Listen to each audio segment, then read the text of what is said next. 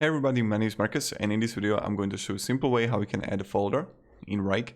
So let's start. The first thing that you want to do is just be in Wrike, and when you're going to be here, you want to simply click here, projects and folders, and click plus, add a project or folder. And now when you're going to be here, you're going to have options between list, board, table, and you just want to click on folder. And default view can be list, for example. Folder name is going to be YouTube IDS and create.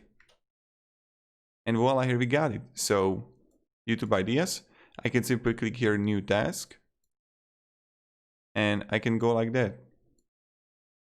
And I can simply take the project and insert it into the folder. So thank you very much.